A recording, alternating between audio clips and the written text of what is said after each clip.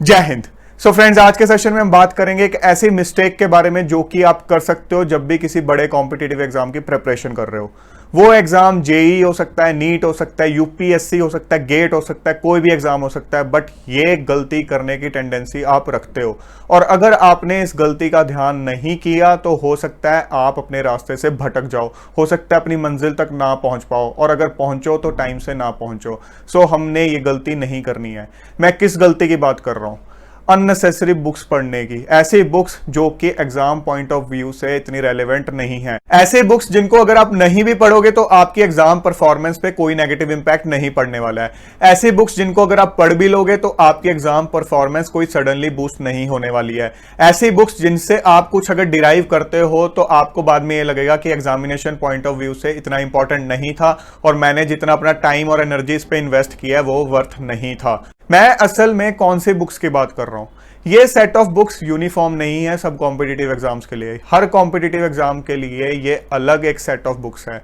JEE के लिए अलग, नीट के लिए अलग, यूपीएससी के लिए अलग और किसी एग्जाम के लिए अलग। बट हर एग्जाम से रिलेटेड जब आप प्रिपरेशन करते हो तो कोई ना कोई ऐसी बुक्स होती हैं जो कि इररेलेवेंट होती हैं बट आप पढ़ने की टेंडेंसी रखते हो। ये वो बुक्स होती हैं जो कि कोई इंसान इसलिए पढ़ने की कोशिश करता है कि वो क्राउड में से हट के खड़ा हो जाए, वो बाकी अपने बैचमेट्स को बताए कि तुम तो ये लो लेवल की बुक्स पढ़ रहे हो, मैं तो ये हाई लेवल की बुक्स पढ़ रहा हूं।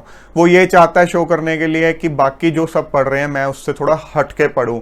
और कई बार ऐसा होता है कि ऐसे लोगों की बात सुन के आप भी टेंडेंसी रखते हो उनकी बातों में आने की, और अल्टीमेटली हो सकता है आप भी वो बुक्स पढ़नी स्टार्ट कर दो। और इन बुक्स को पढ़ने के बाद आपको फायदे की जगह नुकसान ही हो सकता है। आपको बाद में ये लगे कि मैं तो कहीं भी अब लैंड नहीं कर रहा हूं। सो हमने अपनी इस गलती से बचना है। हम एग्जाम्पल के साथ समझने की कोशिश करते हैं मैं किन बुक्स की बात कर रहा हूं, बिकॉज मैं किसी भी बुक का यहाँ नाम नहीं लेने वाला हूं, बट आपको समझ जरूर आ जाएगा कि कौन से सेट ऑफ बुक्स की मैं बात कर रहा हूं। लाइक अगर हम जेई या नीट जैसे एग्जाम्स की बात करें तो कुछ बुक्स ऐसी होती हैं, नो डाउट वो बहुत अच्छी बुक्स हैं, इंटरनेशनल लेवल की बुक्स होती हैं, बट जब हम जेई या नीट की प्रिपरेशन कर रहे हैं तो उस टाइम पे हमें उसको पढ़ने की जरूरत नहीं है। वो ऐसी बुक्स हैं जो कि मे बी हमारे इंजीनियरिंग कॉलेजेस में हमें पढ़ने को मिले, जब आप एमबीबीएस करोगे तब आपको पढ़ने को मिलेगी। अगर यूपीएससी जैसे एग्जाम्स की बात करें तो कुछ स्टूडेंट्स इस टाइप की बुक्स पढ़ते हैं कि जब मैं एडमिनिस्ट्रेशन में होऊंगा तो मुझे बहुत हेल्प मिलेगी अगर मैं अभी ये बुक्स पढ़ लूँ। दोस्तों, पहले अपनी सीट तो सिक्योर कर लो। पहले इंजीनियरिंग की, मेडिकल की, यूपीएससी की, जिसकी भी आपके एग्जाम की प्रिपरेशन कर रहे हो उसकी सीट तो सिक्योर कर लो। आप उससे आगे की सोच रहे हो कि जो बुक्स आपको उसके बाद अगर पढ़नी है मैं अभी से ही उस पर ग्रिप बना लूं। क्या झंडा एक्स्ट्रा गाड़ लोगे आप अभी उनको पढ़ के? हो सकता है अपनी सीट भी उस लेवल पे सिक्योर ना कर पाओ जिस लेवल पे अदरवाइज आप कर लेते अगर इन बुक्स की तरफ टाइम वेस्ट ना करते। एक बात आप ध्यान से समझ लो, अगर आपका एग्जाम क्रैक नहीं हुआ तो उसके बाद यहाँ पे एक बैनर लगा के अगर घूमते रहोगे कि मैंने ये बुक्स पढ़ी हैं, मेरे को इन बुक्स की नॉलेज है, इन हाई लेवल बुक्स की नॉलेज है, तो कोई पूछने वाला नहीं है क्योंकि एग्जाम क्रैक नहीं हुआ है। और जिस इंसान ने स्टैंडर्ड बुक्स पढ़ के एग्जाम क्रैक कर दिया वो आपसे आगे निकल चुका है। उसके बाद ये बुक्स आपको कोई हेल्प नहीं करने वाली हैं। सो शोशेबाजी में मत जाओ, शो ऑफ करने पे मत जाओ। अगर आप एक सीरियस कैंडिडेट हो, एक सीरियस स्टूडेंट हो, तो डेफिनेटली आप अपनी प्रिपरेशन एक सही प्लानिंग और स्ट्रेटेजी के साथ करोगे। और अपनी प्रिपरेशन स्टार्ट करने से पहले कुछ अच्छे टीचर्स से कंसल्ट करोगे, कुछ ऐसे लोगों से कंसल्ट करोगे जिन्होंने वो एग्जाम क्रैक कर रखा है, कुछ ऐसे लोगों के रिव्यूज या इंटरव्यूज ऑनलाइन पढ़ोगे या सुनोगे। उसके बाद आप डेफिनेटली अपने रिसोर्सेज डिफाइन करोगे कि ये मेरे रिसोर्सेज हैं, इन बुक्स को ही मुझे पढ़ना है, इन पे मुझे मास्टरी करनी है, इनसे बाहर मुझे नहीं जाना है। बिकॉज मार्केट में तो आपको बुक्स का समुंदर मिल जाएगा, अगर उसके पीछे लग गए तो बस फिर कहीं लैंड नहीं करोगे। तो आपको खुद को उस डोमेन में बाउंड करना है और अपना एक सेल्फ कंट्रोल लेके चलना है कि मुझे कोई भी अब कुछ भी कहे, डिस्ट्रैक्ट करे, कुछ भी मिसगाइड करे, मैं मिसगाइड नहीं होने वाला हूं, डिस्ट्रैक्ट नहीं होने वाला हूं। मैं बस इन बुक्स पे ही स्टिक होके रहूंगा, इन पे मास्टरी करूंगा, इनसे रिलेटेड क्वेश्चंस की मैं दबा के प्रैक्टिस करूंगा सो डैट कल मैं एग्जाम में अपना 100% दे सकूं, एफिशिएंटली इस एग्जाम की प्रिपरेशन कर सकूं। मैं आपको एक फनी एग्जांपल के साथ बात समझाने की कोशिश करता हूं जो मैं कहने जा रहा हूं, सो डैट आपके दिमाग में ये बात अच्छे से बैठ जाए। मान लो आज आप जहां खड़े हो इससे 5 किलोमीटर की दूरी पे एक ट्रेनिंग सेंटर है जहां आप पहुंचना चाहते हो, वो आपका मिशन है। आपको पता है उस ट्रेनिंग सेंटर पे जाके जेट प्लेन उड़ाना भी मुझे सिखाया जाएगा, वो एक पार्ट ऑफ मेरी ट्रेनिंग होगा। बट मैं आपको बता रहा हूं कि अभी ये जो 5 किलोमीटर का आपका सफर है ये आप एफिशिएंटली टाइमली कवर कर जाओगे अगर आप गाड़ी ड्राइव करना सीख जाओगे।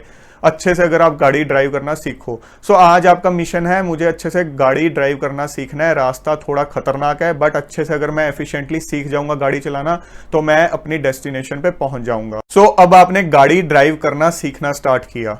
मैं आपको समझा रहा हूं कि इन चीज़ों का आपको ध्यान रखना है। यहाँ रास्ता खतरनाक है, यहाँ पे इस तरह से गहरी खाई है, तो आपको ये टैक्टिक्स आने चाहिए, इस तरह से आपको ब्रेक का इस्तेमाल करना है। सब चीज़ें आपको टेक्निकल चीज़ें समझाई जा रही हैं।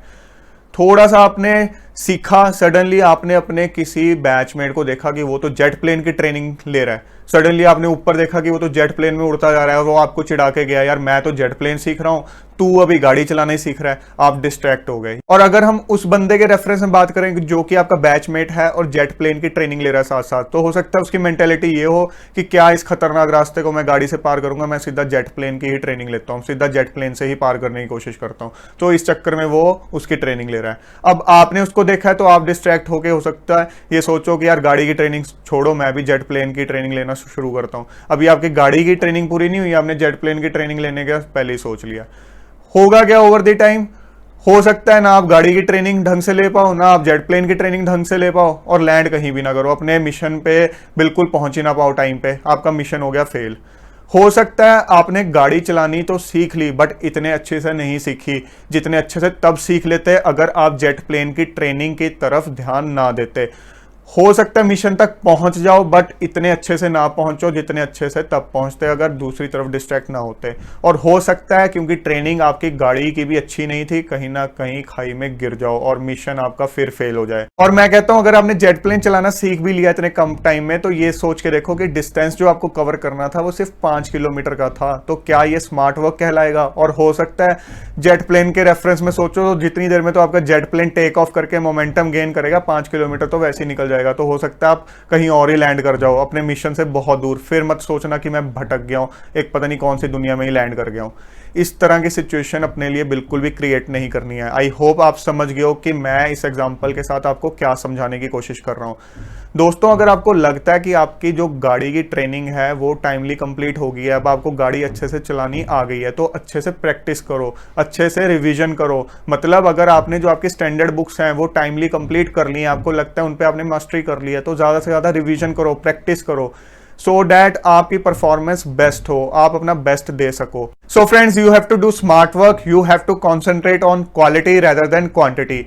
आपको शो ऑफ की तरफ बिल्कुल भी नहीं जाना है और ऐसे लोगों से भी बचना है जो आपके बैचमेट्स हैं और शो ऑफ करने की कोशिश कर रहे हैं, आपको डिस्ट्रैक्ट करने की कोशिश कर रहे हैं। या तो वो खुद भटके हुए हैं और आपको भी भटकाने की कोशिश कर रहे हैं, या खुद हो सकता है सही रास्ते पे हो, आपको भटकाने की कोशिश करें। सो इन लोगों से भी आपको बच के रहना है। आपको अपना सेल्फ कंट्रोल, अपना सेल्फ कॉन्फिडेंस बिल्कुल भी लूज नहीं करना है।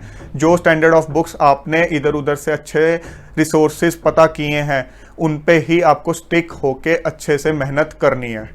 जय हिंद।